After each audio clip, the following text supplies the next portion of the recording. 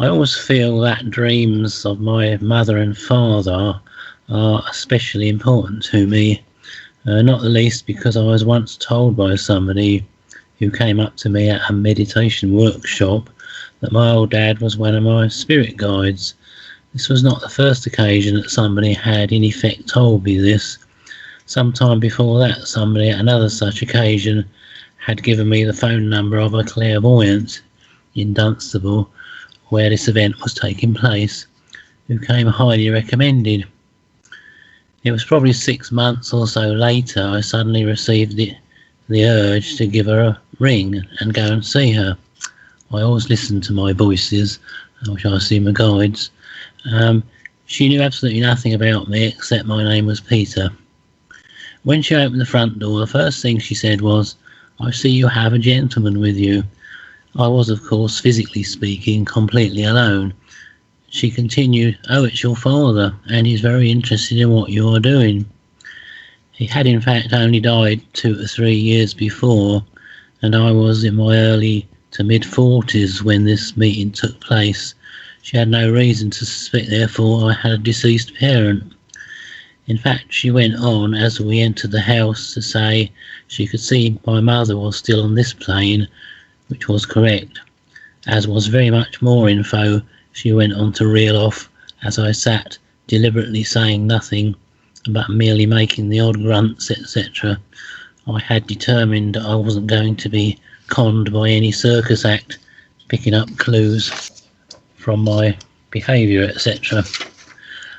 Other events, dreams apart, have convinced me that my old dad has been nearby for me with advice from time to time, though he has been physically dead now for over 31 years, and it seems not unreasonable to consider him a spirit guide, though perhaps not a real universal guide as such, as yet anyway.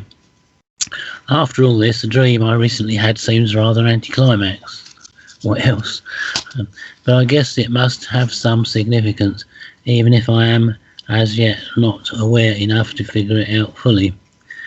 My dad and me seem to be in the living room of the house we shared for about the last 10 years before I got married to Gwen and flew the nest. Dad was sitting in his usual easy chair and I was standing near to him. On the floor in front of us was a long metal baking type tray, partially covered by potato wedges. There were also a number of these on the floor next to the tray, and I hastily set to work putting them on it. They were already cold and probably by now uneatable anyway. Then my dad told me to follow him, and he now seemed to be dressed in a white overcoat and a white trilby hat, looking rather like a baker or such like. He'd actually been an experimental fitter at the Comma truck plant in Luton and in the Royal Tank Corps, as it was then called in World War II.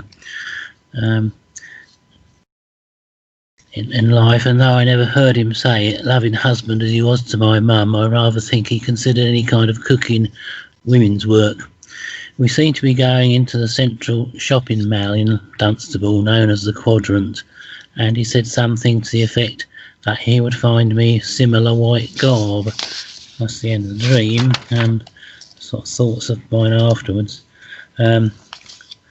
I'm not really sure what the significance of the potato wedges is, but both myself and Kevin had had some on the 2 previous evenings respectively, so this is obviously at least the origin of what I call the building blocks of the dream.